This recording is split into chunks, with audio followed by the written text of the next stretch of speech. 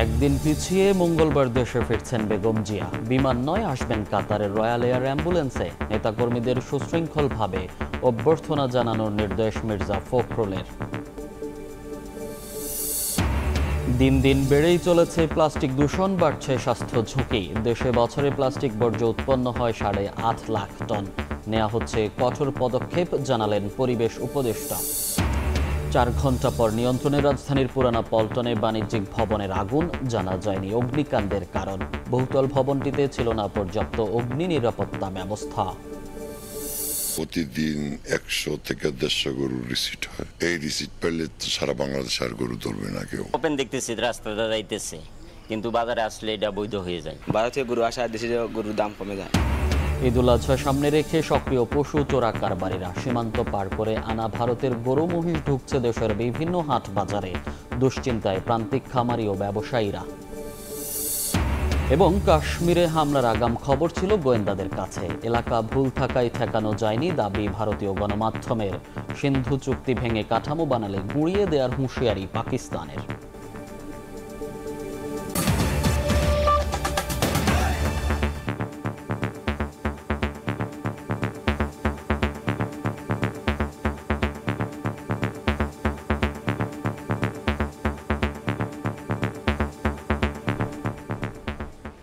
ভোরের সময় সঙ্গে আছি আমি মনির হোসেন। একদিন পিছিয়ে মঙ্গলবার দেশে ফিরছেন বেগম খালেদা জিয়া। কাতারের রয়্যাল এয়ার অ্যাম্বুলেন্সে দেশে ফিরবেন তিনি। যৌথ সভা শেষে দলের মহাসচিব জানান, দেশে ফেরার পর রাস্তার দুপাশে সুশৃঙ্খলভাবে দাঁড়িয়ে দলীয় নেত্রীকে অভ্যর্থনা জানাতে নেতাকর্মীদের নির্দেশ দেওয়া হয়েছে। যুক্তরাজ্য থেকে 4 মাস পর দেশে ফিরছেন বিএনপি চেয়ারপারসন বেগম খালেদা জিয়া। তার আগমন উপলক্ষে দল ও অঙ্গ সংগঠনের নেতাদের সঙ্গে গুলশানে অনুষ্ঠিত হয় যৌথ সভা। পরে সংবাদ সম্মেলনে বিএনপি মহাসচিব জানান, বিশেষজ্ঞ চিকিৎসকদের তত্ত্বাবধানে সুচিকিৎসা ও পরিবারের সঙ্গে থাকায় অনেকটা সুস্থ বোধ করছেন বিএনপি চেয়ারপারসন।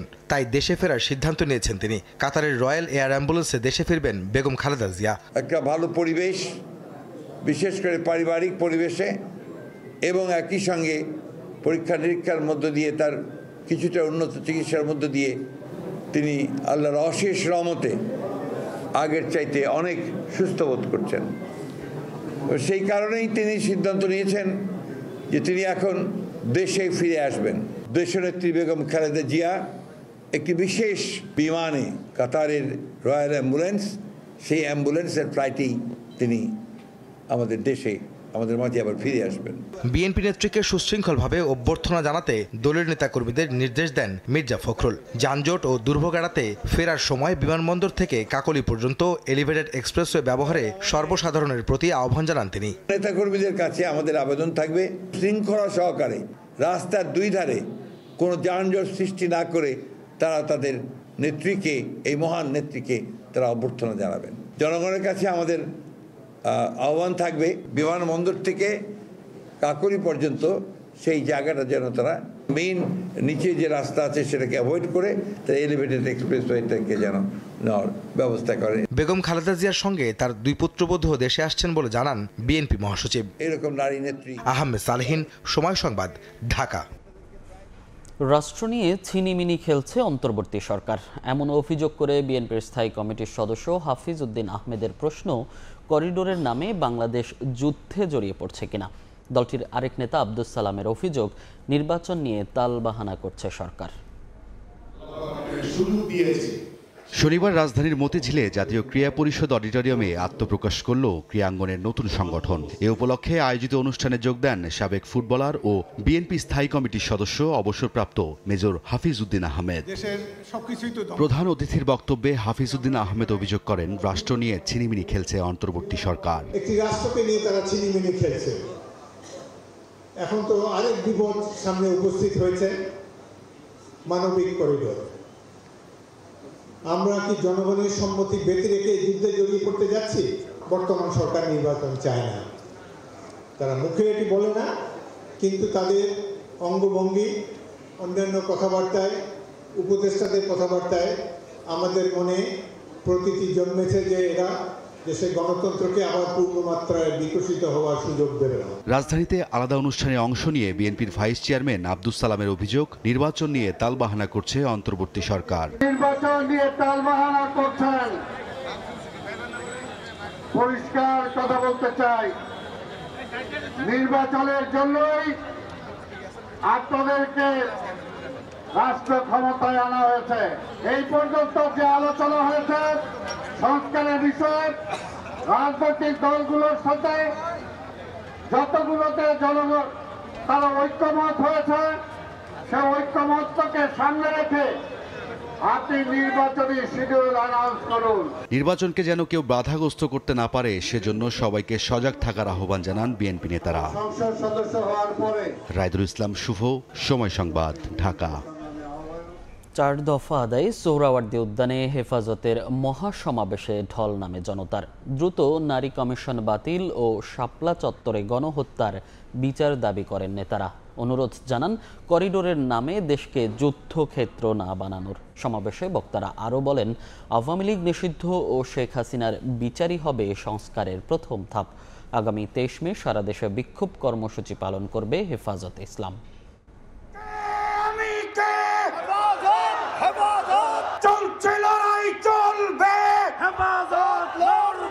সমাবেশ শুরুর নির্ধারিত সময়ের আগেই কানায় কানায় পূর্ণ হয়ে যায় ঐতিহাসিক সোহরাওয়ার্দী উদ্যান।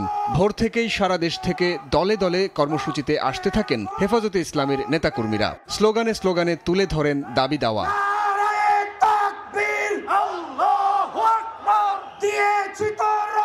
নেতারা তাদের বক্তব্যে নারীর ন্যায্য অধিকার প্রতিষ্ঠার আহ্বান জানিয়ে নারী সংস্কার কমিশন বাতিল ও শাপলা চত্বরে গণহত্যার বিচার দাবি করেন। এ সময় মানবিক করিডোরের নামে দেশকে যুদ্ধক্ষেত্র না বানানোর আহ্বান জানান ইসলামী বক্তা এনায়েতুল্লাহ আব্বাসী। আমরা ভারতকে শায়েস্তা করেছি, যদি আটলান্টিকের উপর থেকে কেউ আগ্রাসন করতে আসে, বাংলাদেশের প্রত্যেকটি মাদ্রাসা একটা ক্যান্টনমেন্ট হবে। সমাবেশে উপস্থিত হন আমার দেশ সম্পাদক মাহমুদুর রহমান ও এনসিপির দক্ষিণাঞ্চলের মুখ্য সংগঠক হাসনাত আব্দুল্লাহ। ইসলামের জন্য বৃহত্তর লড়াই গড়ে তোলার পাশাপাশি শেখ হাসিনার বিচার দাবি করেন মাহমুদুর রহমান। আর হাসনাত আব্দুল্লাহ বলেন, আওয়ামী লীগ নিষিদ্ধ ও শেখ হাসিনার বিচারই হবে সংস্কারের প্রথম ধাপ। যেই আওয়ামী লীগ আমাদের দাড়ি টুপিওয়ালা ভাইদেরকে বাইতুল মুকাররমের সামনে থেকে টেনে টেনে রাস্তায় নামিয়ে এনেছিল, সেই আওয়ামী লীগের আর পুনর্বাসন হবে না। শাপলা চত্বরে যারা গণহত্যার শিকার হয়েছে তাদের প্রত্যেকে শেখ হাসিনার বিরুদ্ধে গণহত্যার মামলা দায়ের করতে হবে। মহাসমাবেশের শেষ পর্যায়ে বক্তব্য রাখেন হেফাজতে ইসলামের যুগ্ম মহাসচিব মামুনুল হক। অবিলম্বে তাদের দাবি মেনে না নিলে কঠোর আন্দোলনের হুঁশিয়ারি দেন তিনি। আগামী 2 মাসের মধ্যে যদি হেফাজতে ইসলামের বিরুদ্ধে দায়েরকৃত মামলাগুলো প্রত্যাহার না হয়, হেফাজতে ইসলাম বাংলাদেশ সে মামলা বাতিল করার জন্য যা করতে হয় তাই করবে ইনশাআল্লাহ। নারীর ন্যায্য অধিকার প্রতিষ্ঠায় আগামী 3 মাসের মধ্যে বিভাগীয় সম্মেলন করা হবে। নারীদের অসম্মান ও দেশবিরোধী ষড়যন্ত্র মেনে নেওয়া হবে না বলেও সাফ জানান হেফাজত নেতারা। সাইফুল রুদ্র, সময় সংবাদ, ঢাকা। পুরো জাতি সুষ্ঠু নির্বাচনের জন্য অপেক্ষা করছে উল্লেখ করে আগামী ফেব্রুয়ারি থেকে এপ্রিলের মধ্যে ভোটের দাবি জানিয়েছেন জামাত আমির ডাক্তার শফিকুর রহমান। কুরআন বিরোধী কোনো সুপারিশ দেশের মানুষ মানবে না উল্লেখ করে নারী সংস্কার কমিশন বাতিলের দাবি তার। 14 বছর পর জামাত ইসলামীর জেলা ও মহানগরী আমির সম্মেলন। শনিবার রাজধানীর মগবাজার আল ফালাহ মিলনায়তনে এই সম্মেলনে অংশ নেন সারা দেশের জেলা ও মহানগরীর নেতারা। বাংলাদেশ জামাত ইসলামী উদ্বোধনী বক্তব্যে নারী সংস্কার কমিশনের প্রতিবেদনের কিছু সুপারিশ কুরআন বিরোধী আখ্যা দিয়ে ডাক্তার শফিকুর রহমান দ্রুত কমিটি বাতিলের দাবি জানান। কোরআনের বিপক্ষে দাঁড়িয়ে কোনো সুপারিশ দিবেন আর বাংলাদেশের মানুষ মেনে নেবে তা কখনো। এই জন্য আমরা ওই রিপোর্ট প্রত্যাখ্যান করিনি, আমরা ওই কমিটিকে প্রত্যাখ্যান করেছি। ওই কমিটিই বাতিল করতে হবে। কমিটি শেষ তো রিপোর্টও শেষ। সুষ্ঠু ও বস্তুনিষ্ঠ নির্বাচনের জন্য জাতি অপেক্ষা করছে জানিয়ে আগামী বছরের ফেব্রুয়ারি থেকে এপ্রিলের মধ্যে নির্বাচন দেওয়ার দাবি জানান জামাত আমির। আমরা মনে করি সরকারের ঘোষিত সময়ের ভিতরে সংস্কার সাধন করে নির্বাচন সম্ভব এর জন্য দুটি সময়কে আমরা উপযুক্ত মনে করি। একটি হচ্ছে ফেব্রুয়ারি মাস সোজা শুরু হওয়ার আগে, আরেকটি হচ্ছে যদি কোনো কারণে এই সময়ের ভিতরে সংস্কারগুলো এবং বিচারের দৃশ্যমান প্রক্রিয়া জনমনে আস্থা সৃষ্টির পর্যায়ে না আসে, তাহলে ম্যাক্সিমাম এপ্রিল পার হওয়া উচিত নয়। কারণ এরপরে আবার কুরবানি আছে, এরপরে ঝড় বৃষ্টি বাদল বন্যা দুর্যোগ এগুলো আমাদের জাতীয় জীবনের অংশ। তখন একটা অর্থবহ নির্বাচন করা চ্যালেঞ্জের মুখে পড়ে যেতে পারে। দেশকে পেশি শক্তি ও কালো টাকার প্রভাব থেকে মুক্ত করতে পিআর পদ্ধতিতে নির্বাচন চান ডক্টর শফিকুর রহমান।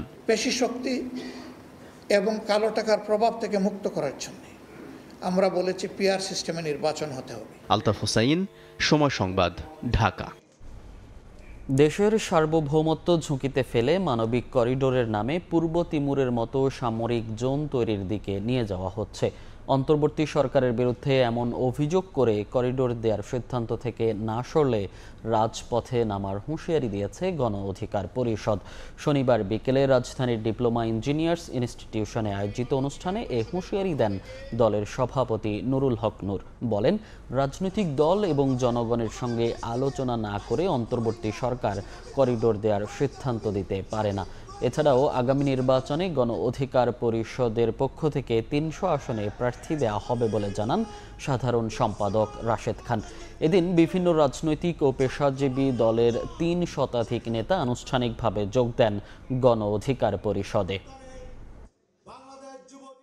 গণহত্যার বিচার, আওয়ামী লীগকে নিষিদ্ধ করা, দ্বিতীয়ত ঐক্যমতের ভিত্তিতে রাষ্ট্র সংস্কার, এবং তৃতীয়ত প্রধান উপদেষ্টা ঘোষিত ডিসেম্বরের মধ্যে নির্বাচনের ব্যবস্থা করা। বাংলাদেশের স্বাধীনতা সার্বভৌমত্বকে ঝুঁকিতে ফেলে এই মানবিক করিডোরের নামে ওইখানে আরেকটা সামরিক জোন তৈরি করার বাংলাদেশকে নিয়ে যাওয়া হচ্ছে। তাই আমরা এখান থেকে পরিষ্কারভাবে আমরা বলতে চাই, সরকার যদি এই করিডোর দেওয়ার সিদ্ধান্ত থেকে সরে না আসে, আগামীতে আবার রাজপথে নামা হবে। অনির্বাচিত সরকারের পক্ষে সব কিছুর সমাধান দেওয়া সম্ভব নয়, তাই এই ধরনের সরকারের দীর্ঘমেয়াদে ক্ষমতায় থাকা নিয়ে আপত্তি জানিয়েছে জাতীয়তাবাদী সমমনা জোট। বাসদ মার্ক্সবাদী বলছে, ইতিহাস ও সংবিধানের মূলনীতি নিয়ে কমিশনের প্রস্তাবে আপত্তি রয়েছে। আর জাতীয় ঐকমত্য কমিশনের সহসভাপতি বলেন, কমিশন কারও প্রতিপক্ষ নয়। সংস্কার কমিশনগুলো সুপারিশ চূড়ান্ত করতে রাজনৈতিক দলগুলোর সঙ্গে বৈঠক করছে জাতীয় ঐকমত্য কমিশন। এর ধারাবাহিকতায় শনিবার সকালে সংসদ ভবনের এলডি হলে আলোচনায় যোগ দেয় জাতীয়তাবাদী সমমনা জোট। বৈঠকের শুরুতে কমিশনের সহসভাপতি অধ্যাপক আলী রিয়াজ বলেন, দলগুলোর সব বিষয়ে একমত হওয়া সম্ভব নয়, তবে রাষ্ট্র গড়ার বিষয়ে একমত হওয়া সম্ভব। জাতীয় স্বার্থে যার যার অবস্থান থেকে যেমন কথা বলবেন, প্রত্যেকটি দল জোট তাদের অবস্থানের কিছুটা ছাড় দিতেও প্রস্তুত থাকবেন। জাতীয় ঐকমত্য কমিশনের কোনো সুনির্দিষ্ট এজেন্ডা নেই। আমাদের লক্ষ্য হচ্ছে একটা ফ্যাসিলিটেটরের ভূমিকা পালন করা। প্রায় ৩ ঘন্টা আলোচনা শেষে জাতীয়তাবাদী সমমনা জোট সমন্বয়ক ফরিদুজ্জামান ফরহাদ বলেন, অনির্বাচিত সরকারের পক্ষে সবকিছু সুষ্ঠুভাবে সম্পন্ন করা সম্ভব নয়। সুস্পষ্টভাবে বলেছি, আগে জাতীয় নির্বাচন হতে হবে, 2 বার প্রধানমন্ত্রী একসাথে হতে পারবে, এক টার্ম অফ করে আবারও প্রধানমন্ত্রী হওয়া যাবে। নির্বাচিত সরকারের পক্ষে যত সুষ্ঠুভাবে দেশের কাজ করা সম্ভব, অনির্বাচিত সরকারের পক্ষে এটা সম্ভব না। এই যে যেমন মানবিক করিডোরের কথা বলছে, এটা তো দেশের সাথে একটা বৈদেশিক চুক্তি হতে হলে তো নির্বাচিত পার্লামেন্ট সরকার থেকে করতে হবে। এটাতে সামরিক করিডোর পরিণত হবে না, এটা কে বলতে পারে? এটা যে আরেকটা গাজা হবে না, সেটা কে বলতে পারে?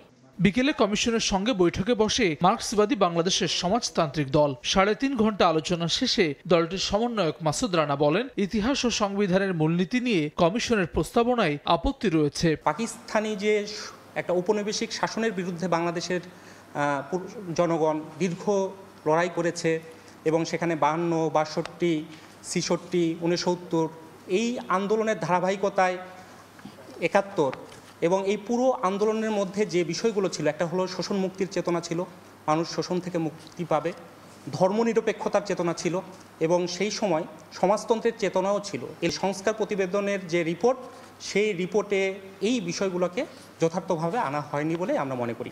দলগুলোর সঙ্গে আলোচনা শেষে ঐকমত্যের ভিত্তিতে জুলাই সনদ তৈরি করবে কমিশন। যে বিষয়গুলো অধ্যাদেশের মাধ্যমে কার্যকর করা যায় সেটা অধ্যাদেশের মাধ্যমে কার্যকর করা। হাসান ওয়ালি, সময় সংবাদ, ঢাকা। জাতীয় নাগরিক পার্টির মুখ্য সমন্বয়ক নাসির উদ্দিন পাটোয়ারি বলেছেন, এনসিপির কোনো সহযোগী সংগঠন মূল দলের লেজুর বৃত্তি করবে না। কারিগরি শিক্ষার মান উন্নয়ন, সংস্কারপূর্বক বিকাশ ও কর্মসংস্থান সৃষ্টি এবং বিদ্যমান বৈষম্য দূরীকরণে দলটির ডিপ্লোমা প্রকৌশলী উইং আত্মপ্রকাশ করেছে। শনিবার সন্ধ্যায় রাজধানীর বাংলা মোটরে দলটির কার্যালয়ে সংবাদ সম্মেলনের মাধ্যমে ডিপ্লোমা প্রকৌশলীদের নিয়ে এ শাখার আত্মপ্রকাশ করা হয়। এ সময় এনসিপির মুখ্য সমন্বয়ক নাসির উদ্দিন পাটোয়ারি বলেন, কারিগরি সেক্টরকে অবহেলায় ফেলে রাখা হয়েছিল, এভাবে চলতে দেয়া হবে না বলে হুঁশিয়ারি দিয়ে তিনি বলেন, গণমানুষের দল হিসেবে জাতীয় নাগরিক পার্টি সব সময় কারিগরি শিক্ষার্থীদের সঙ্গে রয়েছে। সিনিয়র যুগ্ম সমন্বয়ক হান্নান মাসুদ বলেন, ধারাবাহিকভাবে দেশে বিভিন্ন পেশাজীবীদের নিয়ে কাজ করবে দল। ৩৬ সদস্যের কমিটিকে আগামী ১ মাসের মধ্যে আহ্বায়ক কমিটি গঠনের নির্দেশনা দেওয়া হয়।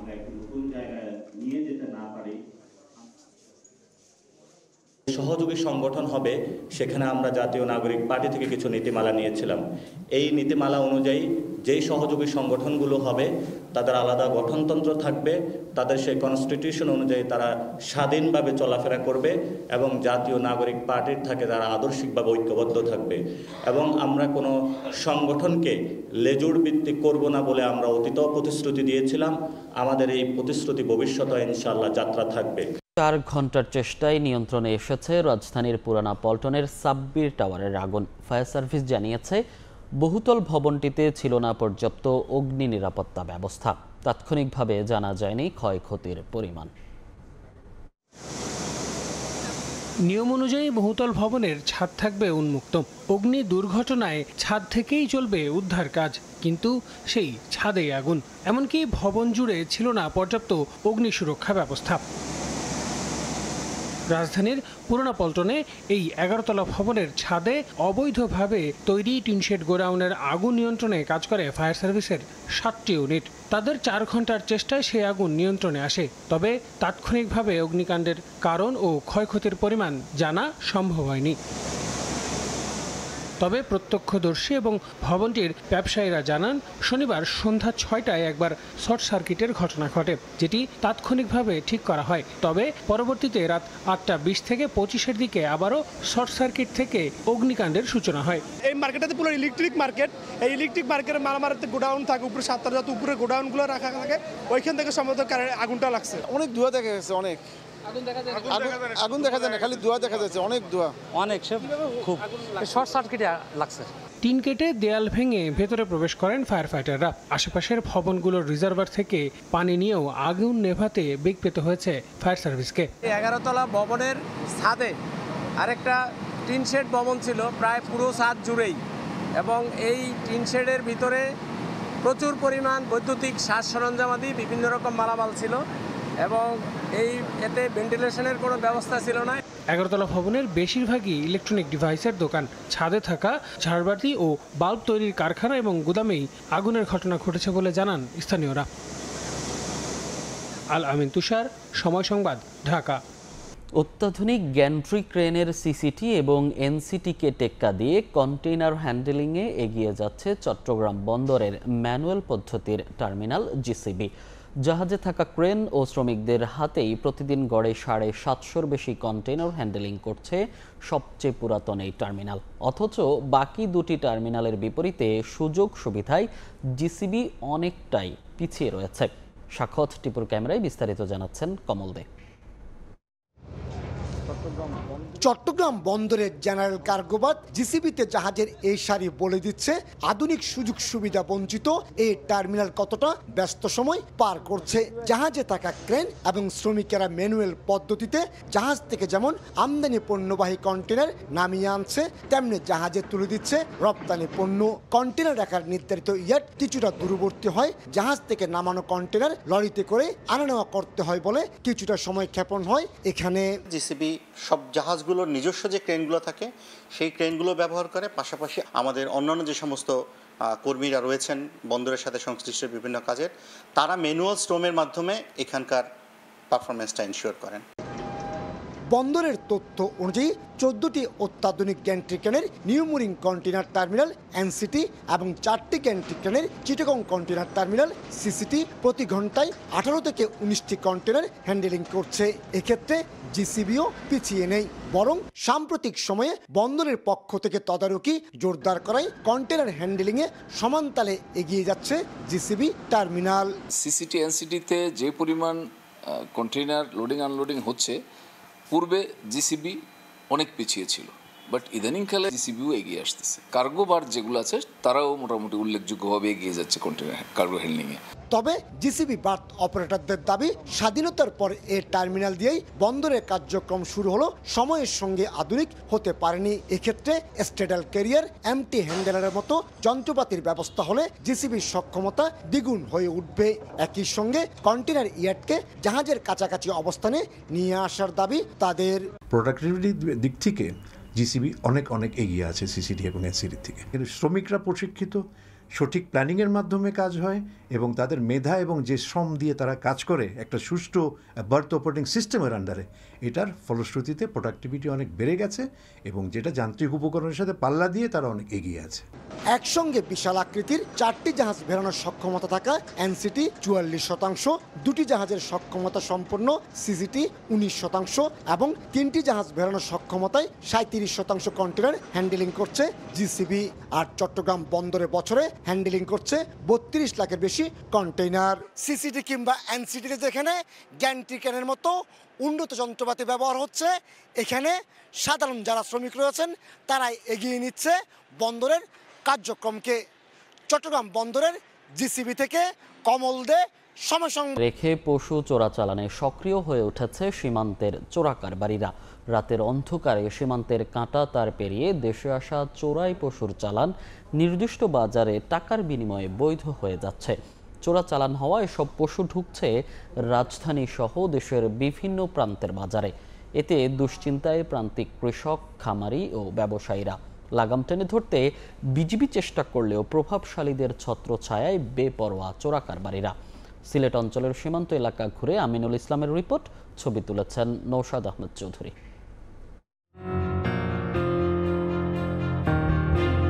রাতে সবাই যখন ঘুমিয়ে ঠিক তখনই যেন দিনের শুরু পশু চোরাকারবারীদের। ভারত সীমান্তের কাঁটাতার পেরিয়ে গরু, মহিষ সহ নানা ধরনের পশুর চালান নির্দিষ্ট এলাকা পর্যন্ত পৌঁছে দিতে পারলেই মিলে পারিশ্রমিক। সীমান্তরক্ষীদের চোখ ফাঁকি দিতে নানা কৌশলে এসব চোরাকারবারীরা সিলেট অঞ্চলের বিভিন্ন সীমান্ত দিয়ে বছরের পর বছর করছে ব্যবসা।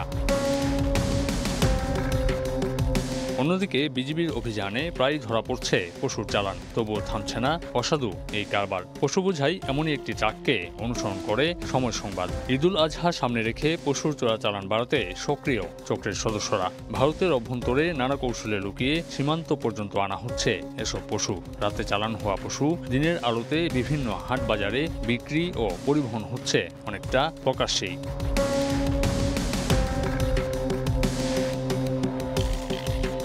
গরুগুলো যে আসে এটা কোন বাজার থেকে আসে?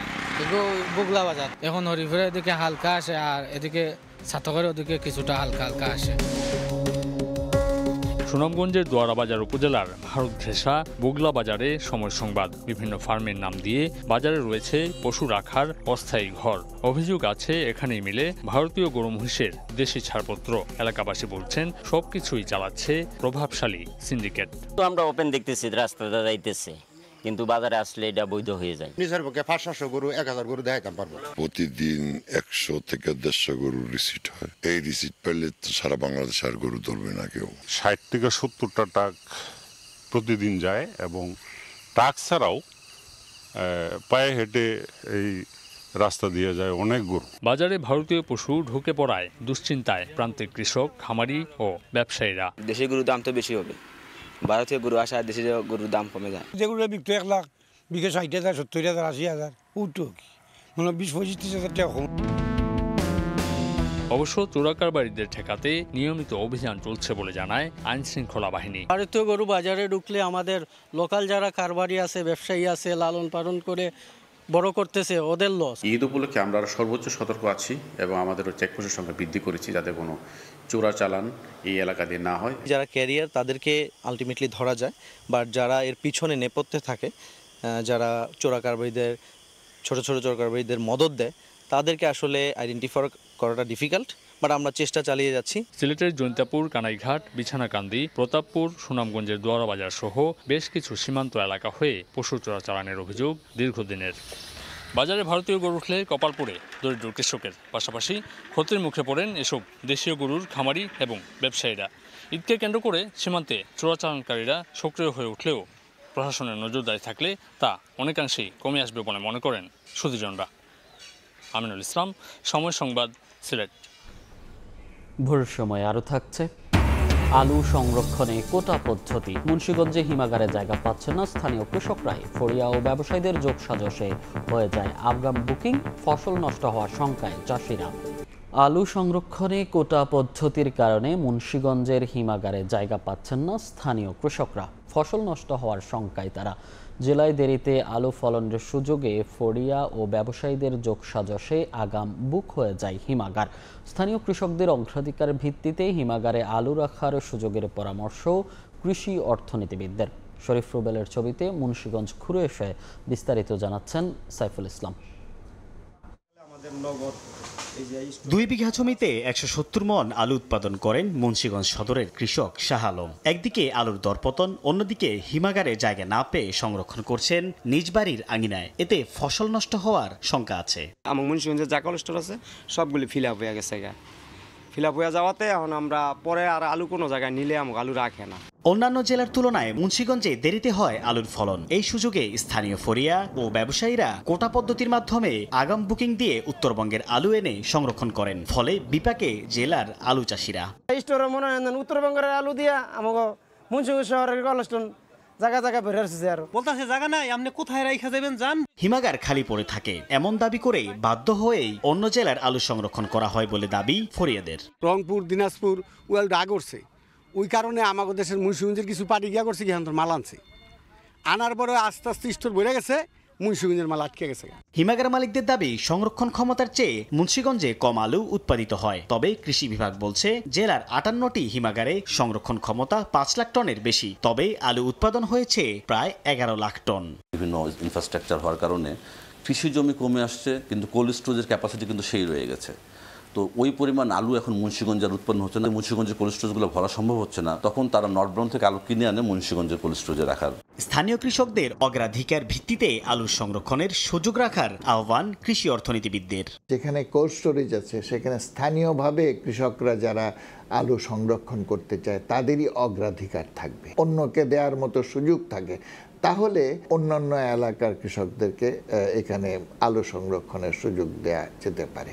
হিমাগারে জায়গা না পেয়ে অনেক কৃষক মডেল ঘরেও আলু সংরক্ষণ করছেন। ঢাকার পার্শ্ববর্তী জেলা মুন্সিগঞ্জ হওয়ায় অনেক ব্যবসায়ী মৌসুম শেষ হওয়ার আগেই হিমাগারে আলু সংরক্ষণ করেন। এতে বিপাকে পড়েন স্থানীয় কৃষকরা। তারা বলছেন রাজধানীতে দূরত্ব কম থাকায় কম খরচে রাজধানীতে প্রেরণ করার পরে দাম নেওয়া হয় 2 থেকে 3 গুণ, আর সেই ব্যয় যায় ভোক্তার পকেট থেকে। সাইফুল ইসলাম, সময় সংবাদ, মুন্সিগঞ্জ। ক্যান্সার প্রতিরোধী মিষ্টি আলুর উচ্চ ফলনশীল জাত আবিষ্কার করলেন বাংলাদেশ কৃষি বিশ্ববিদ্যালয়ের গবেষকরা। তাদের দাবি, নতুন এই জাতের আলুতে আছে প্রচুর পরিমাণে গ্লুকোজ, ফ্রুক্টোজ ও ব্রিক্স, যা ক্যান্সার প্রতিরোধে সহায়ক। হোসেন আলীর ছবিতে আরও জানাচ্ছেন ওবায়দুল হক। বাজারে পাওয়া মিষ্টি আলু থেকে অধিক পুষ্টি ও ওষুধি গুণাগুণ সম্পন্ন নতুন 3টি জাত উদ্ভাবন করেছেন ময়মনসিংহের বাংলাদেশ কৃষি বিশ্ববিদ্যালয়ের অধ্যাপক ডক্টর ABM আরিফ হাসান খান রবিন ও তার গবেষক দল। জাত 3টির নাম দেওয়া হয়েছে বাও পটেটো 7, 8 এবং 9।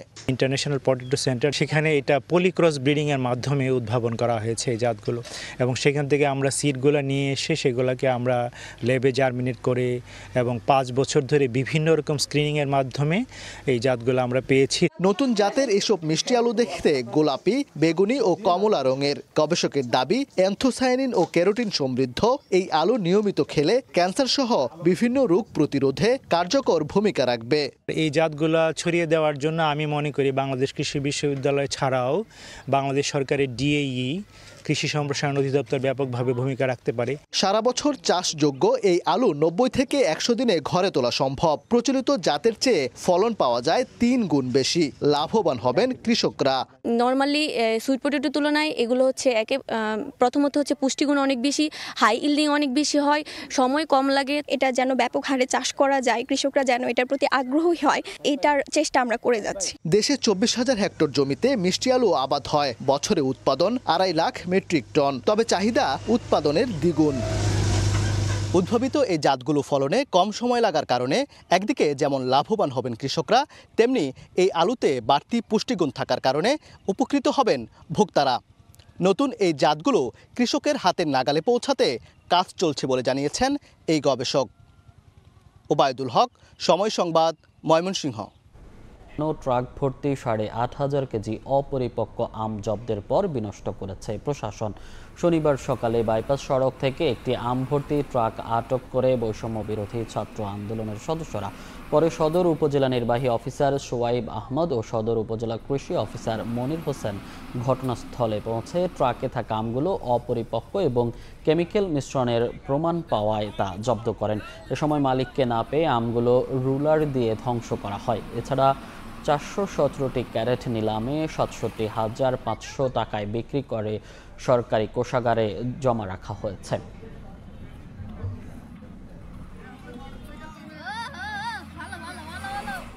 বড় মৌসুমের ধান কাটা চলছে মৌলভীবাজার ও হবিগঞ্জের হাওড়াঞ্চলে। আগাম বন্যার আগেই সোনালী ফসল ঘরে তুলতে পেরে খুশি কৃষক। তবে খরা ও অনাবৃষ্টিতে ধানে চিটা দেখা দেয় ন্যায্য মূল্য নিয়ে দুশ্চিন্তায় তারা। এদিকে হাতির আক্রমণ থেকে রক্ষায় শেরপুরে আধা পাকা ধানও কাটা শুরু হয়েছে। মাঠে মাঠে পাকা ধান, সোনালী ফসল কাটা ও মাড়াইয়ে ব্যস্ত কৃষক। মৌলভীবাজারের কাওয়াতিঘি, হাকালুকি ও হাইল হাওর সহ সবগুলো হাওরে এখন পাকা ধান। আগাম বন্যার হাত থেকে রক্ষায় ধান কাটা শুরু করেছেন কৃষক। শ্রমিকের পাশাপাশি ধান কাটায় ব্যবহার হচ্ছে কম্বাইন্ড হারভেস্টার মেশিন। তবে খরা ও অনাবৃষ্টিতে ধানের চিটা দেখা দিয়েছে বলে জানান চাষি। ধানে তো সুসা পাইলে আমরা সারা বছর ওর কুড়াকি একটা ফসল আমরা কোনো ফসল নাই। সিটাও হয়, আমরা বর্তমানে অর্ধি দানও আমি পাইতাম না। বন্যার আগে আশা করলাম আমরা তুলতে পারবো, কিন্তু আমরা আর বৃষ্টি না হওয়ায় আমরা ধানটা অর্ধেক শুষ হয়ে গেছে। একই অবস্থা হবিগঞ্জের বিভিন্ন হাওরের। এরই মধ্যে কাটা হয়েছে 30 ভাগ ধান। তবে সরকারি গুদামে ধান বিক্রি ও ন্যায্য মূল্য নিয়ে শঙ্কায় কৃষক। এবার ফলন ভালো হয়েছে, আমরা দ্রুত চেষ্টা করতেছি বান বন্যা পাওয়ার আগে জমিন কাটতে তুলে লাইতে পারি। এখন যদি আমরা ধান উচিত মূল্য বিক্রি না করতে পারি তাহলে আমরা কৃষক তো কিছুভাবে বাঁচতে পারবো না। গত বন্যায় ও চলতি বছরে খরায় ক্ষতিগ্রস্তদের তালিকা করে সহায়তা দেওয়ার আশ্বাস কৃষি বিভাগের। প্রাকৃতিক দুর্যোগ যে কোনো সময় আসতে পারে, যাদের 80% ধান কর্তন হয়ে গেছে তারা তাড়াতাড়ি যেন ধানটা কর্তন করে তাদের বাড়িতে নিয়ে যায়। আর বৃষ্টি না থাকার কারণে এবং সেচের অভাবে কিছু কিছু চিটা দেখা গেছে। তো আমরা আশাবাদী যে আমরা ওই সমস্ত কৃষকদেরকে তালিকা করে ভবিষ্যতে আমরা তাদেরকে পরামর্শ এবং সরকারি কোনো সাহায্য থাকলে আমরা সাহায্য করতে পারব। এদিকে হাতির আক্রমণ থেকে রক্ষায় কাঁচা ও আধা পাকা ধান কাটছেন শেরপুরের সীমান্তবর্তী 3টি উপজেলার কৃষক। এতে লোকসান হচ্ছে বলে জানান তারা। তবে সীমান্ত জুড়ে হাতির অপছন্দের ফসল ফলানোর পরামর্শ কৃষি বিভাগের। হাতির হইতেছে ধান, আমরা কাঁচা জানি, কাঁচাটাও খাইতেছে, মানে আমরা ঠেলায় করে কাঁচা গুজা কাটতে বাইক নিতেছি। হাতির কারণে রাত্রে আমরা ঘুমাইতে পারতেছি না, বহুপুলানে খুব অতিষ্ঠ। বন বিভাগ আছে, এরা আমাদের একটা স্থায়ী ব্যবস্থা করে দেয় যেন হাতির জায়গায় হাতি থাকে, আমরা আমাদের জায়গায় নিরাপদে থাকতে পারি। হাতি খাবারের খুঁজে আছে, সেই ক্ষেত্রে পাহাড়ের সীমান্তবর্তী এলাকাগুলোতে আমরা লেবু জাতীয় ফসলের কৃষকদেরকে উদ্বুদ্ধ করতেছি। কৃষি বিভাগের তথ্য মতে এবছর মৌলভীবাজারে 62,140 হেক্টর, হবিগঞ্জে 1,23,847 হেক্টর এবং শেরপুরের সীমান্তবর্তী 3 উপজেলায় 55,439 হেক্টর জমিতে বোরো আবাদ হয়েছে। খাদিজা স্বপ্না, সময় সংবাদ। সুপারফুড হিসেবে খ্যাত চিয়া সিড চাষ করে সাড়া ফেলেছেন শেরপুরের এক তরুণ কৃষি উদ্যোক্তা। মাত্র 6,000 টাকা খরচ করে লাখ টাকা লাভের আশা করছেন। দূর দূরান্ত থেকে প্রতিদিন ভিড় করছেন চিয়া সিড চাষে আগ্রহী কৃষকরা। বিদেশি এই শস্য চাষে সব ধরনের সহযোগিতার আশ্বাস কৃষি বিভাগের। শেরপুর থেকে শহীদুল ইসলাম হীরার তথ্য ও বাবু চক্রবর্তীর তোলা ছবিতে রিপোর্ট। শেরপুর সদর উপজেলার সূর্যদী গ্রামের তরুণ কৃষি উদ্যোক্তা শিমুল মিয়া কৃষি বিভাগের সহযোগিতায় গত বছরের ডিসেম্বরে পরীক্ষামূলক চাষ করেন উচ্চমূল্যের বিদেশি ফল চিয়া সিড। 50% জমিতে 6,000 টাকা খরচ হলেও আশা করছেন লাভ হবে লাখ টাকা। এখান থেকে প্রায় অলমোস্ট 200 কেজির মতো ফলন হবে। আশা করা যাচ্ছে যে প্রায় 1 লাখ টাকার মতো বিক্রি হবে। আবহাওয়া উপযোগী ও ভালো লাভের আশায় শস্য আবাদে আগ্রহী বহু কৃষক, তাই দূর দূরান্ত থেকে আসছেন চিয়া সিডের ক্ষেত দেখতে, জেনে নিচ্ছেন চাষ পদ্ধতি। চিয়া সিডটা অনেক লাভবান জিনিস, যদি লাভবান ভালো হয় আমরা আগামীতে আমরা বুনবো। বাংলাদেশের যে সমস্ত এলাকায় সেচের ঘাটতি আছে সেই এলাকায় এটির একটা সম্ভাবনা আছে এবং এটির বাজার মূল্য খুব বেশি হয়। বর্তমানে অনেকেই এটি চাষে উদ্বুদ্ধ হচ্ছে। আমরা কৃষি বিভাগ তাদেরকে এই বিষয়ে পরামর্শ প্রদান করতেছি। বীজ বপনের 90 থেকে 100 দিনের মধ্যে এই ফসল ঘরে তোলা যায়। দেশের বিভিন্ন সুপার শপ ও অনলাইনে প্রতি কেজি চিয়া সিডের বাজার মূল্য 500 থেকে 600 টাকা। সময় সংবাদ, শেরপুর। এই ছিল আমার কাছে। পরবর্তী সংবাদগুলো জানাতে সঙ্গে থাকবেন সহকর্মী সাদিক হাসান ইমন। ধন্যবাদ মনির। মিথ্যা অজুহাতে সংস্কারের কথা বলে যারা এই সরকারকে দীর্ঘায়িত করতে চায় তারা গণতন্ত্রের বন্ধু হতে পারে না বলে মন্তব্য করেছেন বিএনপির স্থায়ী কমিটির সদস্য মঈন খান। দেশের গণতন্ত্র ফিরিয়ে আনতে একটি সুষ্ঠু নিরপেক্ষ নির্বাচনের মাধ্যমে জনগণের ক্ষমতা জনগণের নির্বাচিত জনপ্রতিনিধিদের হাতে তুলে দেওয়ার আহ্বান জানান তিনি। শনিবার বিকেলে নরসিংদীতে আয়োজিত শ্রমিক জনতার সমাবেশে প্রধান অতিথির বক্তব্যে একথা বলেন মঈন খান।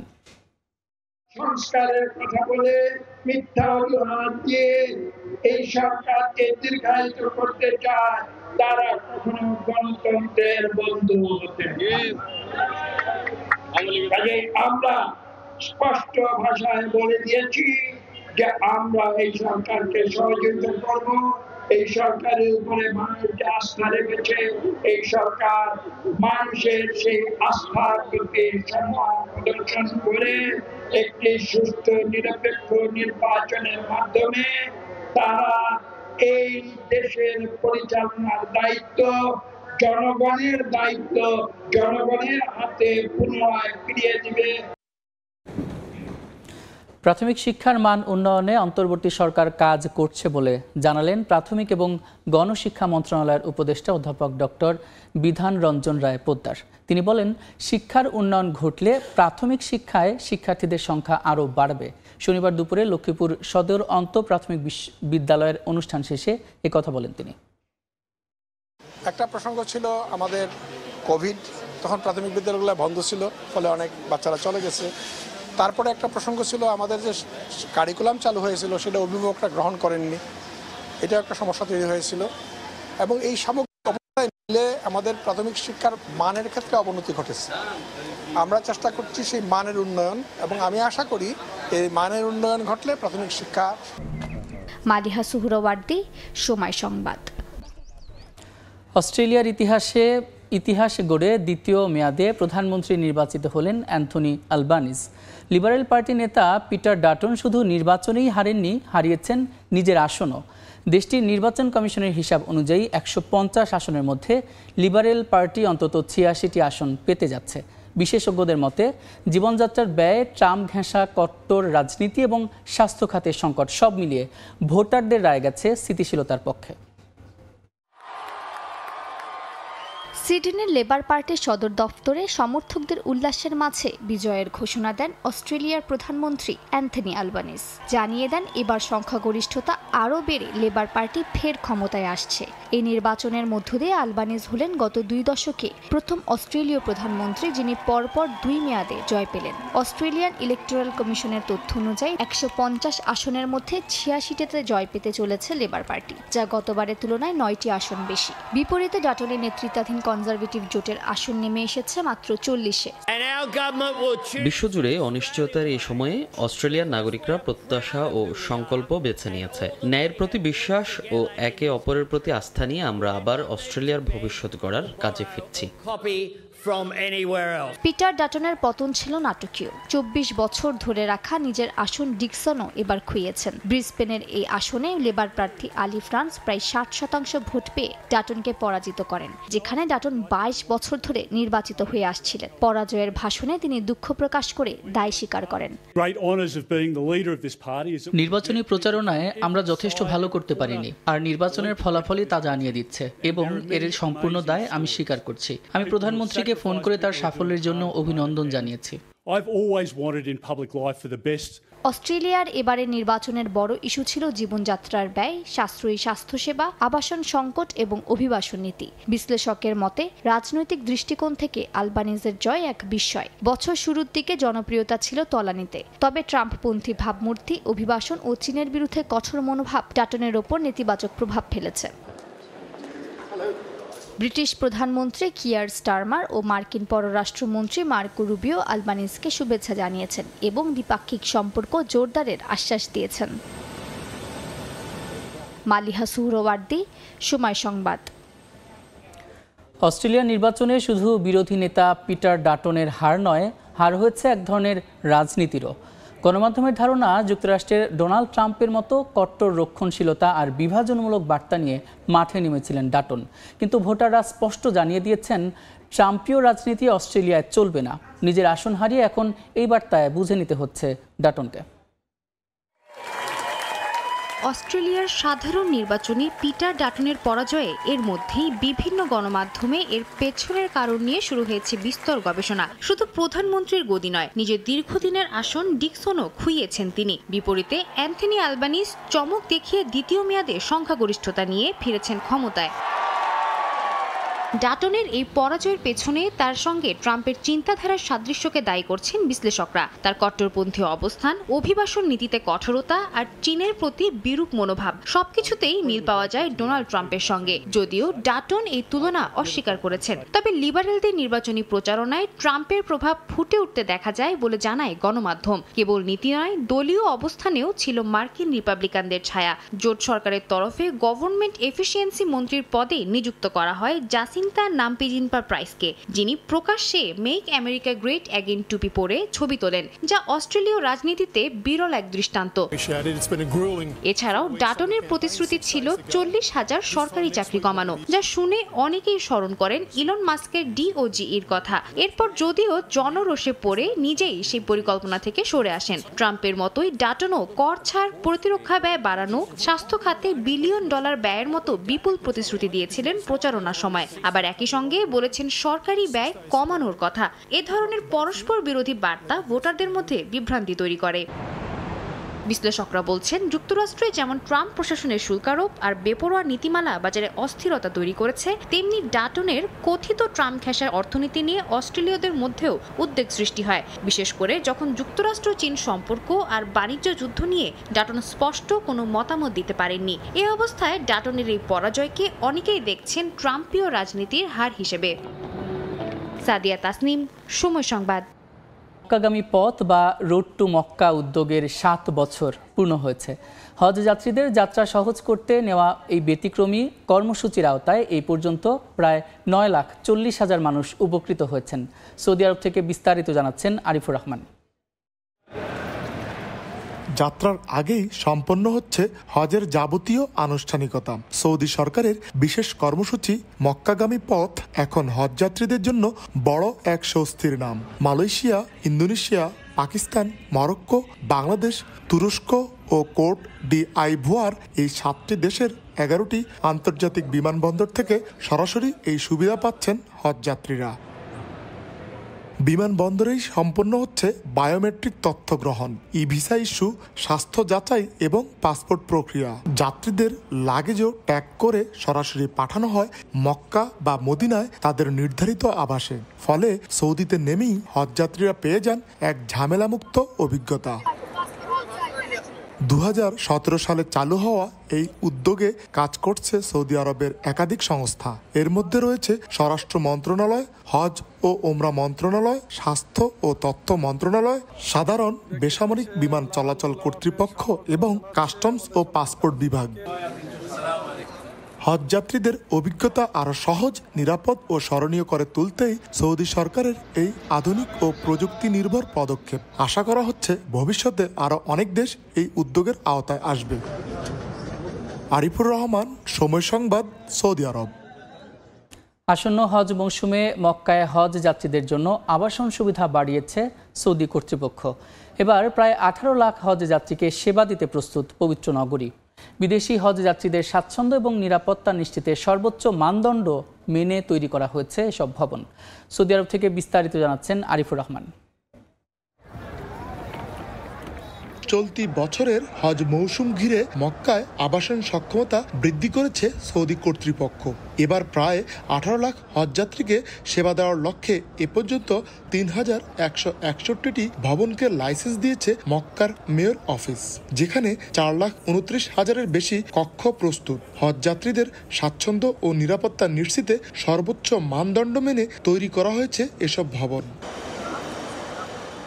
বিভিন্ন দেশ থেকে এরই মধ্যে সৌদি আরবে পৌঁছাতে শুরু করেছেন প্রথম দফার হজযাত্রীরা। হজ ব্যবস্থাপনা সুষ্ঠু করতে 29 এপ্রিলের পর মক্কায় হজযাত্রী ছাড়া সাধারণের প্রবেশ নিষিদ্ধ করেছে কর্তৃপক্ষ। সেই সঙ্গে ওমরাহ পালনের জন্য আগত বিদেশি নাগরিকদেরও ওই দিনের মধ্যে সৌদি আরব ছাড়তে হয়েছে। নির্ধারিত সময়ের পরে কেউ অবস্থান করলে আইনি ব্যবস্থা নেওয়া হবে বলে জানিয়েছে সৌদি কর্তৃপক্ষ। গত বছর হজ পালন করেন প্রায় 18 লাখ মানুষ, এর মধ্যে 16 লাখই ছিলেন বিদেশি। এবছর বাংলাদেশ থেকে হজ পালন করবেন 87,100 জন। আরিফুর রহমান, সময় সংবাদ, সৌদি আরব। কুয়েত সিটি থেকে দূরে মরু অঞ্চল হিজিলে প্রবাসীদের আয়োজনে অনুষ্ঠিত হয়েছে বৈশাখী মেলা। বাংলাদেশের বিভিন্ন অঞ্চলের ঐতিহ্যবাহী পিঠা পুলি আর প্রবাসী শিল্পীদের দেশীয় সংস্কৃতির উপস্থাপনায় মরুর দেশে এক টুকরো বাংলাদেশ খুঁজে পেয়েছেন প্রবাসীরা। কুয়েত থেকে মঈন সুমনের রিপোর্টে বিস্তারিত। মরুভূমির শুষ্ক বাতাসেও বৈশাখী হাওয়া, প্রবাসে থেকেও নিজেদের সংস্কৃতিকে ভুলে যাননি বাংলাদেশিরা। মধ্যপ্রাচ্যের দেশ কুয়েতের মরু অঞ্চল হিজেলে আয়োজন করা হয় বর্ণিল বৈশাখী উৎসব। শুক্রবার বিকাল থেকে রাত পর্যন্ত মেলায় ছিল নানা আয়োজন। পান্তা ইলিশ, চটপটি ছাড়াও মুখরোচক পিঠাপুলির স্টলে ভিড় করেন প্রবাসীরা। যে যা পারছি তাই নিয়ে আসছি। বাংলাদেশের যে পিঠা পুলি, পান্তা ইলিশ, ভর্তা সব কিছু আছে এখানে। আজকে আমাদের মনে হয়েছে কি একটা আমরা বাংলাদেশে আছি, মনে হয় না যে আমরা কুয়েতে বা মরুর দেশে একটা আছি। লাল সাদা শাড়ি পরে নারী ও শিশুরা অংশ নেন সাংস্কৃতিক আয়োজনে। প্রবাসী শিল্পীদের পরিবেশনা মুগ্ধ করে সবাইকে। বাউল গানের সুরে যেন এক টুকরো বাংলাদেশ খুঁজে পান প্রবাসীরা। বাংলাদেশের পিঠা টিঠা এত আয়োজন দেখে ইতিহাস, বাংলাদেশের ইতিহাস, ঐতিহ্য, সংস্কৃতি এগুলো দেখে খুব দেশের কথা মনে হলো। আমরা যদি এরকম সহযোগিতা পাই, ইনশাআল্লাহ আগামী বছরও আমরা এই বৈশাখী অনুষ্ঠান আবার করব। প্রধান অতিথির বক্তব্যে বাংলাদেশ বিজনেস কাউন্সিলের সভাপতি মুকাইল লুৎফুর রহমান প্রবাসীদের এমন আয়োজনের প্রশংসা করেন। বিদেশের মাটিতে তারা যে সুন্দর একটা প্রোগ্রাম আজকে দিয়েছে, আমরা একটা ফিল করছি যেখানে একটা বাংলাদেশ, এক টুকরা বাংলাদেশে আমরা এখানে আছি। আর এত সুন্দর গানের প্রোগ্রাম এবং দেশীয় গান। ঈদ পরবর্তী এই বৈশাখী উৎসব পরিণত হয় প্রবাসীদের মিলন মেলায়। প্রবাসী থেকেও শিখে ওঠান ভুলে যাননি বাংলাদেশিরা। কুয়েতের মরুভূমিতে এমন বৈশাখী আয়োজন যেন প্রমাণ করে বাংলাদেশ কেবল একটি ভৌগোলিক সীমারেখা নয়, এটি একটি আবেগ, একটি সংস্কৃতি যা প্রবাসী বেঁচে থাকে হৃদয়ের গভীরে। কুয়েতের হিজিল থেকে মঈন সুমন, সময় সংবাদ।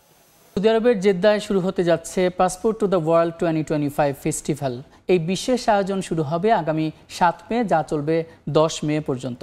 বাংলাদেশ সহ এই আয়োজনে অংশ নিচ্ছে ফিলিপিন্স, ভারত ও সুদান। সৌদি আরব থেকে আরিফুর রহমানের আরও একটি প্রতিবেদন। নিজ দেশের গণ্ডির বাইরে গিয়ে নতুন সংস্কৃতির সঙ্গে পরিচয়, একই সঙ্গে নিজ মাতৃভূমিকে বিশ্ববাসীর সামনে সদর্পে তুলে ধরা। এবারও সৌদি আরবে হতে চলেছে passport to the world 2025 festival. Saudi general entertainment cultural event অথরিটির আয়োজনে এই আন্তর্জাতিক উৎসব প্রতিবারের মতো এবারও জেদ্দায় অনুষ্ঠিত হচ্ছে। উৎসব উপলক্ষে হোটেল ভোগোতে সংবাদ সম্মেলনের আয়োজন করা হয়। এ সময় আয়োজকরা জানান 4টি দেশের শিল্পী ও কলা কুশলীরা অংশ নিচ্ছেন এবারের বর্ণাঢ্য আয়োজনে। বাংলাদেশ থেকে অংশ নিচ্ছেন জনপ্রিয় সঙ্গীত শিল্পী জেমস, ইমরান ও ঐশী। এছাড়া থাকছে বাংলাদেশ প্যাভিলিয়ন, যেখানে থাকবে দেশীয় খাবার ও ঐতিহ্যবাহী হস্তশিল্প। উৎসবের মূল উদ্দেশ্য প্রতিটি দেশের সংস্কৃতি ও কৃষ্টিকে তুলে ধরা। আয়োজক কমিটি জানায়, এই আয়োজন সৌদি আরবে বসবাসরত বিভিন্ন দেশের মানুষের মধ্যে সাংস্কৃতিক বন্ধনকে আরো জোরদার করবে। সৌদি জেনারেল এন্টারটেইনমেন্ট অথরিটিকে অনেক অনেক ধন্যবাদ আমাদের প্রবাসীদের জন্য এরকম একটা ইভেন্টটাও ফ্রিতে করার জন্য।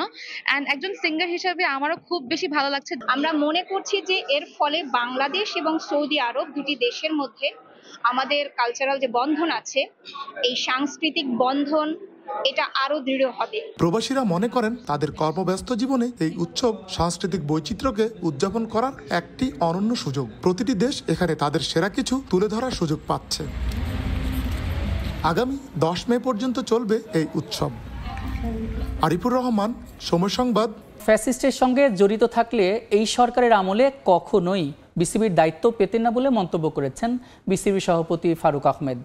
ক্রিকেট বোর্ডের মতো বড় জায়গায় থাকলে সমালোচনা হবেই, তবে প্রমাণ ছাড়া, বিভ্রান্তিমূলক খবর কাজের ব্যাঘাত ঘটানো ছাড়া আর কিছুই করবে না বলে মনে করেন তিনি। তাই সবাইকে গঠনমূলক সমালোচনা করার অনুরোধ করেছেন ফারুক আহমেদ।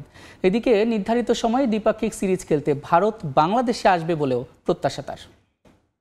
ক্রিকেট এবং দেশ, তারপরে আমরা বাকি সবাই যারা আছি। সবার আগে বাংলাদেশ ক্রিকেট, তবে দেশের ক্রিকেটটা এগিয়ে নেওয়ার দায়িত্ব যার কাঁধে, তিনি নিজেই তো একের পর এক বিতর্কিত ঘটনায় আসছেন খবরের শিরোনামে। বোর্ডের অর্থ ট্রান্সফার, ব্যক্তিগত জমি কেনা, বিগত সরকার সংশ্লিষ্ট অনেকের সঙ্গেই নাকি আছে তার সুসম্পর্ক। তাদের সঙ্গে নানা ব্যবসায়িক কার্যক্রমও করছেন ফারুক আহমেদ। এবার এসব নিয়ে গণমাধ্যমের মুখোমুখি বিসিবি বস। ফ্যাসিজম কিন্তু এটা মানে এটা ম্যাক্সিমাম ক্ষেত্রে বানানো, কিন্তু আমার ফ্যাসিস্টের সাথে কোনো সম্পর্ক নাই। বিন্দুমাত্র কোনো সংশ্লিষ্ট থাকতো আমার, তাহলে কিন্তু আমি এখানে আসতাম না। এই জায়গাটা ক্রিকেট বোর্ডের প্রেসিডেন্টের অনেক ধরনের ইন্টারেস্ট আছে এখানে। আমি জানি না ভালো কাজগুলো নিচে পড়ে যায়, অন্য আউটার মানে এক্সটার্নাল ইনফ্লুয়েন্সে মেইন ফোকাসটা সরে যায়। তাইলে আপনাদের কাছে অনুরোধ থাকবে, বিকজ আপনারা যদি সত্যিটা তুলে ধরেন এবং আনবায়াসলি কাজ করেন, আমার মনে হয় যে আননেসেসারি সমালোচনা যাতে আমরা মুক্ত হতে পারি। ফারুক আহমেদ দায়িত্ব নেয়ার পর টেস্টে পাকিস্তানকে হারিয়ে ইতিহাস গড়েছে বাংলাদেশ। তবে এর 7 মাস পর চিত্রটা হয়ে গেছে উল্টো। জিম্বাবুয়ের বিপক্ষে চট্টগ্রামে বড় জয় পেল সিলেট টেস্ট হারে সমালোচিত লাল সবুজ। বরাবরের মতো প্রশ্ন বাংলাদেশের টেস্ট সামর্থ্য নিয়ে। এখন আমাদের দেশে আপনি মনে করেন একটা ছোটখাটো ট্রানজিশনে চলছে, কিন্তু আমাদের 3, 4টা 5টা অনেক এক্সপিরিয়েন্স প্লেয়ার কিন্তু চলে যাচ্ছে। যারা পূরণ করবে, তারা যদি ঠিকমতো আমরা তৈরি করতে পারি, তাদের টপ প্লেয়ার মাঝে মাঝে রিটায়ার করবেন, একটা স্বাভাবিক প্রক্রিয়া।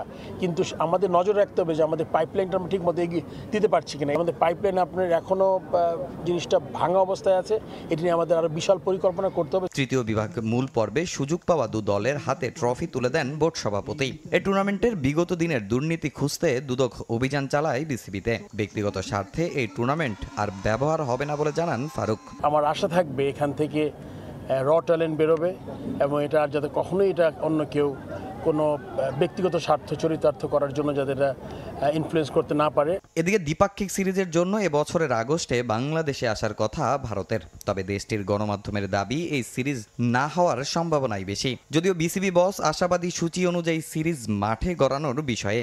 ওরা কিন্তু পুরো ট্যুর কনফার্ম করেছে এবং আইটেনারি তৈরি হয়ে গেছে। তামিম হোসেন, সময় সংবাদ, ঢাকা। আত্মপ্রকাশ করল বাংলাদেশ জেলা এবং বিভাগীয় ক্রীড়া সংগঠক অ্যাসোসিয়েশন। বিগত স্বৈরাচার সরকারের সময় নির্যাতিত এবং নিপীড়িত ক্রীড়া সংগঠকদের নিয়ে শুরু হলো এই সংস্থার পথ চলা। বিসিবি, বাফুফে সহ দেশের সব ক্রীড়া সংগঠকগুলোকে রাজনীতিমুক্ত রাখার পাশাপাশি যোগ্য ব্যক্তিদের দায়িত্ব নেওয়ার আহ্বান জানান ক্রীড়া সংগঠক এবং ব্যক্তিত্বরা। অনুষ্ঠানে ঘোষণা করা হয় নতুন সংগঠনের অ্যাডহক কমিটিও। জাতীয় ক্রীড়া পরিষদ অডিটোরিয়ামে ক্রীড়াঙ্গনে নতুন সংগঠনের আত্মপ্রকাশ। বিগত সরকারের আমলে দেশের ক্রীড়াঙ্গনে বঞ্চিত সংগঠকদের নিয়ে পথ চলা শুরু হলো বাংলাদেশ জেলা ও বিভাগীয় ক্রীড়া সংগঠন অ্যাসোসিয়েশনের। আত্মপ্রকাশ অনুষ্ঠানে উপস্থিত দেশের সাবেক ও বর্তমান হেভিওয়েট ক্রীড়াবিদ ও সংগঠকরা। খেলোয়াড় হিসাবে, সংগঠক হিসাবে ক্রীড়া সংগঠকরা বলেন, হাসিনা সরকারের সময় নির্দিষ্ট কিছু ব্যক্তি ও একটি দলের কাছে কুক্ষিগত ছিল ক্রীড়াঙ্গন। শুধু বিএনপি ও অন্য রাজনৈতিক দল করার কারণে বঞ্চিত ছিলেন অনেকে। অবসরের আগে ক্রীড়াবিদদের রাজনীতিতে যুক্ত না হওয়ার আহ্বান জানান অনুষ্ঠানের প্রধান অতিথি সাবেক ফুটবলার ও বিএনপির স্থায়ী কমিটির সদস্য মেজর অবসরপ্রাপ্ত হাফিজ উদ্দিন আহমেদ। টেনে আনেন দেশসেরা অলরাউন্ডার সাকিব আল হাসানের আওয়ামী লীগের রাজনীতিতে যুক্ত হওয়ার আগের ঘটনাও। সাকিব আল হাসান আমার বাসায় এসেছিল একদিন, কথাবার্তা বললাম। এক ফাঁকে তাকে একটা উপদেশ দিয়েছি যেটি সে গ্রহণ না করে বিপদে পড়েছে। তাকে আমি বলেছি, যা করো না করো আওয়ামী লীগ কোনোদিন করবো না। বাংলাদেশের ক্রীড়াঙ্গনকে আরও সমৃদ্ধ করতে চাই। রাজনীতিক ক্ষেত্রে যা হয় হোক, আমরা ক্রীড়াঙ্গনকে রাজনীতির বাইরে রাখবো। নতুন সংগঠনের কাছে দেশের ক্রীড়াঙ্গনকে রাজনীতি মুক্ত রাখার আহ্বান জাতীয় দলের সাবজয়ী সাবেক গোলরক্ষক আমিনুল হকের। আর বাংলাদেশ ক্রিকেট বোর্ডে যোগ্য ও অভিজ্ঞ ব্যক্তিদের দেখতে চান জাতীয় দলের সাবেক অধিনায়ক তামিম ইকবাল খান। আমরা ক্রীড়াঙ্গনকে দলীয়করণ কখনোই করব না, আমরা কোনো রাজনীতিকরণ করব না। আজকে যারা কমিটিতে এখানে এসছেন, আপনারা যখন জেলা কমিটিতে কাজ করবেন, জেলা কমিটি করবেন, বিভাগীয় কমিটি করবেন, শুধু স্বৈরাচারের দোষরদের বাদ দিয়ে আপনারা সকলকে নিয়ে কমিটি করবেন। আমরা কোনোভাবেই আমাদের মাননীয় ভারপ্রাপ্ত চেয়ারম্যান জনাব তারেক রহমান ভবিষ্যতের ক্রীড়াঙ্গনে কখনোই কোনো দলীয়করণ এবং রাজনীতিকরণ করা হবে না। যারা যোগ্য ক্রিকেট বোর্ডকে রিপ্রেজেন্ট করার জন্য, বা ওটা জেলা থেকে হোক, বিভাগ থেকে হোক, যাদের বেসিক ক্রিকেটিং আইডিয়াস আছে, যাদের একটা স্বপ্ন আছে যে আমি বাংলাদেশ ক্রিকেটকে এই জায়গায় নিয়ে যেতে চাই, আমি এটাই রিকোয়েস্ট করবো যে তাদেরকেই সিলেক্ট করা হোক। অনুষ্ঠান শেষে ঘোষণা করা হয় সংগঠনটির অ্যাডহক কমিটি। দ্রুতই বিভাগীয় কমিটি গঠন সহ পর্যায়ক্রমে জেলা ও উপজেলা পর্যায়ে ছড়িয়ে দেওয়া হবে সংগঠনটির কার্যক্রম। মাদক থেকে তরুণ প্রজন্মকে দূরে রাখতেও কাজ করবে নতুন এই সংগঠনটি। ফাহিম ইসলাম, সময় সংবাদ, ঢাকা। সিলেটে প্রথমবারের মতো অনুশীলনে নিউজিল্যান্ড এ দল। বাংলাদেশ সিরিজকে বেশ গুরুত্বের সঙ্গে নেওয়া কিউইরা স্কোয়াডে রেখেছে আন্তর্জাতিক খেলা 9 ক্রিকেটারকে। এদিকে এই সিরিজ দিয়ে জাতীয় দলে প্রত্যাবর্তন ঘটাতে চান শামীম পাটোয়ারি, নুরুল হাসান সোহানদের মতো পাইপলাইনের ক্রিকেটার। দ্বিতীয় দিনের অনুশীলন করছে লাল সবুজ। সিলেট থেকে নৌশাদ আহমেদের ছবিতে অপু বণিকের রিপোর্ট। সিলেটে পা রেখে একদিনের বিশ্রাম, এরপরেই কাজে নেমে পড়ল নিউজিল্যান্ড এ দল। শনিবার সকাল 9:30টায় ম্যাচ ভেন্যুতে পৌঁছায় অতিথিরা। তপ্ত দুপুরে আউটার স্টেডিয়ামে অনুশীলন শুরু সকাল 10টায়। শুরুতেই ফুটবল। স্পোর্টসে বেশ এগিয়ে থাকা দেশটার অনুশীলনও দৃষ্টিনন্দন। গা গরমের কাজ শেষে নেট প্র্যাকটিসে নিউজিল্যান্ড। কাগজে কলমে এ দল হলেও এই সিরিজকে সর্বোচ্চ গুরুত্বের সঙ্গে নিচ্ছে অতিথিরা। স্কোয়াডে আছেন আন্তর্জাতিক ক্রিকেট খেলা 9 জন। সাদা ও লাল বলের 2 সংস্করণে আলাদা অধিনায়ক নিয়ে এসেছেন তারা। জো কায়ার্ট নেতৃত্ব দেবেন লাল বলের, আর নিক কেলি সীমিত ওভারে। এদিকে নিউজিল্যান্ড সিরিজ সামনে রেখে সিলেটে 2 দিনের মতো দীর্ঘক্ষণ নেটে নিজেদের ঝালিয়ে নিয়েছেন শামীম, ইমন ও সোহানরা। জাতীয় দলে প্রত্যাবর্তন করতে এই মঞ্চে নিজেদের প্রমাণের বিকল্প নেই। ক্রিকেটারদের জন্য এই সিরিজ বড় সুযোগ মনে করেন নীতি নির্ধারকরা। সিলেটের উইকেটটা খুব স্পোর্টিং উইকেট।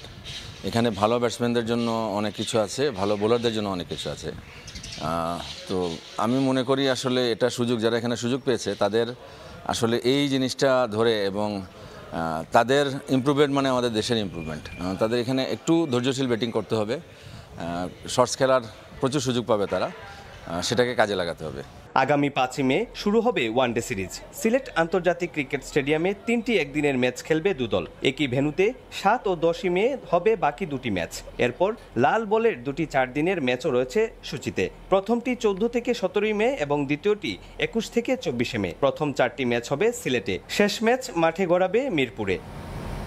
নিউজিল্যান্ড সিরিজকে সামনে রেখে দ্বিতীয় দিনের মতো অনুশীলন সারল বাংলাদেশ এ দল।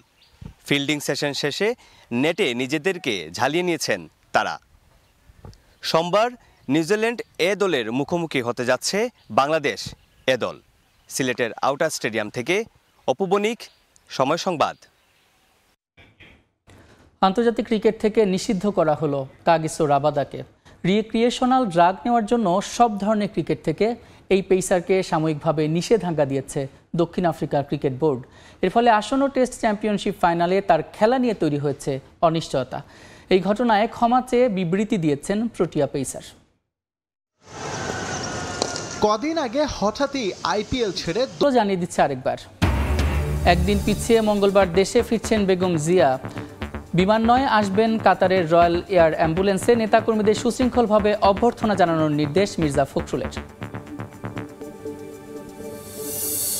দিন দিন বেড়েই চলেছে প্লাস্টিক দূষণ, বাড়ছে স্বাস্থ্য ঝুঁকি। দেশে বছরে প্লাস্টিক বর্জ্য উৎপাদন হয় 8.5 লাখ। নেওয়া হচ্ছে কঠোর পদক্ষেপ, বললেন পরিবেশ উপদেষ্টা। রাজধানীর পুরানা পল্টনে বাণিজ্যিক ভবনের আগুন ফায়ার সার্ভিসের 4 ঘন্টার চেষ্টায় নিয়ন্ত্রণে জানা যায়নি কারণ ছিল না পর্যাপ্ত অগ্নি নিরাপত্তা ব্যবস্থা। প্রতিদিন 100 থেকে 150 গরুর রিসিট হয়। এই রিসিট পেলে তো সারা বাংলাদেশ আর গরু ধরবে না কেউ। ওপেন দেখতেছি রাস্তাটা যাইতেছে, কিন্তু বাজারে আসলে এটা বৈধ হয়ে যায়। বাইরে থেকে গরু আসা দেশে গরুর দাম কমে যায়। ঈদুল আজহা সামনে রেখে সক্রিয় পশু চোরাকার বাড়ির সীমান্ত পার করে আনা ভারতের গরু মহিষ ঢুকছে দেশের বিভিন্ন বাজারে। দুশ্চিন্তায় প্রান্তিক খামারি এবং ব্যবসায়ীরা। এবং কাশ্মীরে হামলার আগাম খবর ছিল গোয়েন্দাদের কাছে, এলাকার তথ্য ভুল থাকায় ঠেকানো যায়নি দাবি ভারতীয় গণমাধ্যমের। ভারত পাকিস্তান উত্তেজনা ঠেকাতে হস্তক্ষেপ রাশিয়ার।